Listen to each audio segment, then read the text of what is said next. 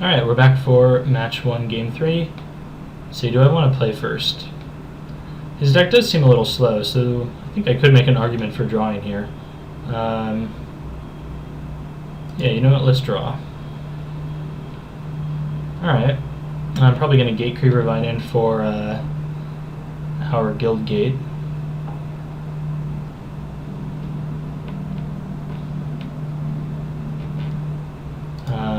Maybe not. We have the Axebane Guardian, so we might just need an untapped land.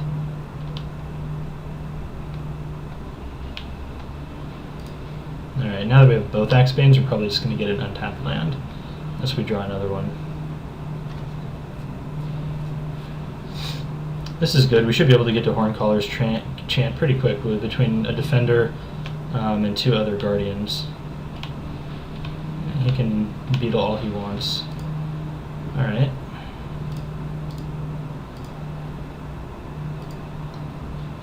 I would like to use this ability. Okay, so do I get the Guild Gate or not? See, I have 1 untapped land, so I can just use the Guardian next turn. Next turn, if I get the untapped land, I would have 3 for 5 mana. So 5 versus 4. I think I get the Guild Gate here just for the flexibility. And then I can play the Forest next turn and follow that up with the Axebane Guardian.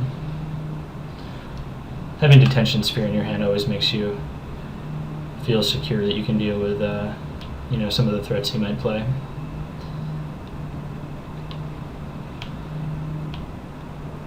Alright, let's drop down our Axebane. I guess the problem with this line of play is that if he kills the Axebane somehow, you know, if we block here, which I assume we probably do, yuck. Alright, well, I mean, at least he did that before combat, so now we know we can block. So he's probably doing this in the Scorpion again, that's fine.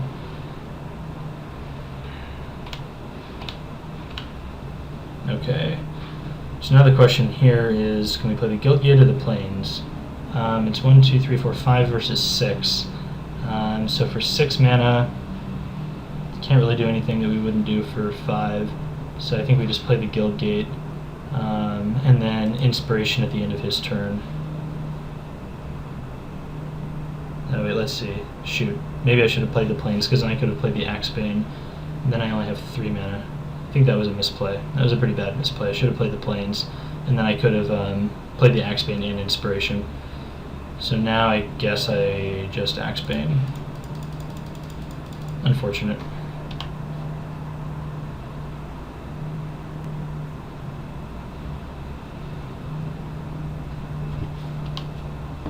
Yeah, that was pretty bad. Bad on my part.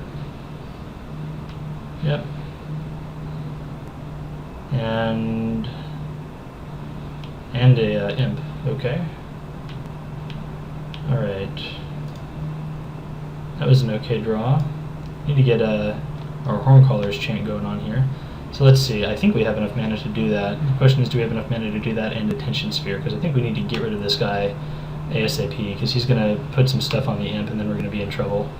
So we have 4, 5, 8, so yeah, we have quite a bit. Let me make sure here. This is 1 for each defender, so that's 3, 6, 9, 12, and that's 8, and that's 11, so we can do that. Alright, off we go. Wait. Let's do this correctly.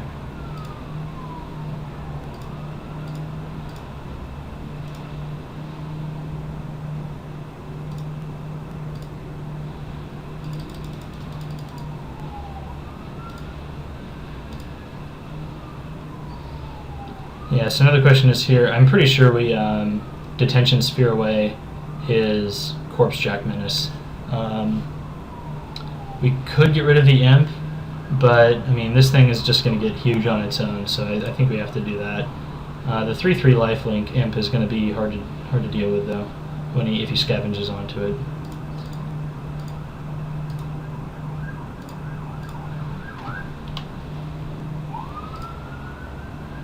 Alright, hopefully he doesn't have a way to get rid of Detention Sphere. Yep, as predicted.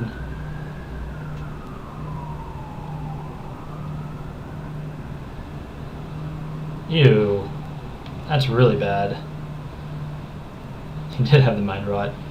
That's really frustrating. The worst part is I could have Inspirationed earlier, and I'd be in a much better spot right now.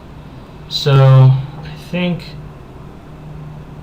I mean, I have the two Rootborn, or I mean, I have the two Rhinos, but he has this thing which can get Death Touch, and he can block one of the Rhinos. So I think I need to use Rootborn defenses here, or keep Rootborn defenses as much as I want to keep the Inspiration and the Justicar. That's kind of a blowout. Dang. Yeah, so now he's debating here if he should keep his guys back or not. You know, I think we can race him here, depending on what the other two cards in his hand are. He's hitting for 3 a turn and gaining 3, but we're hitting for 8, and we'll be hitting for 12 until he blocks 1. So we'll see. Yeah, I think he's going for it. Aerial Predation would be a good draw. That's okay. Alright, I guess we send in the Clowns. He is almost certainly going to block here and then scavenge onto his Imp, gaining 5 a turn. But at least it'll take his whole turn to do that. And yeah, I think we need to Rootborn defenses just yet. We might need to at the end of his turn just to simply populate.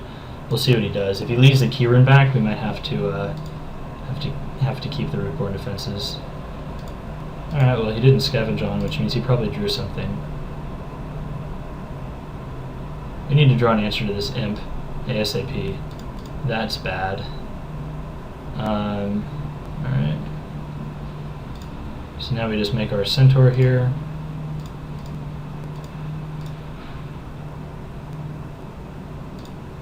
I really wish he had an additional... Oh, that was an awesome draw. I really wish he had a... an additional mana so we could animate this thing, and we would get even more value from our Rootborn defenses.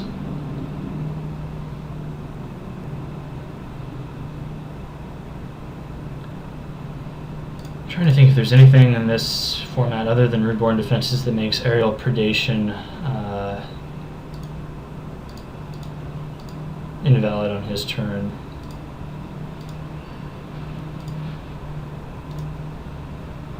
Alright, so I think we leave back. We don't kill it now. I mean, he might try and scavenge onto it. I don't think he can do anything to prevent.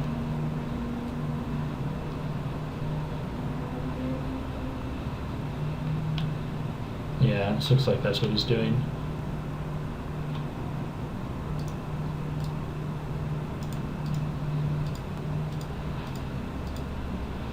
Leno, that's probably game.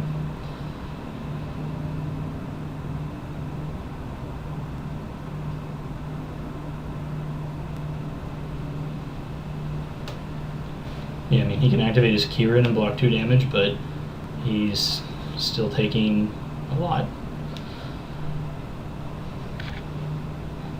I don't know what he could use to get out of this.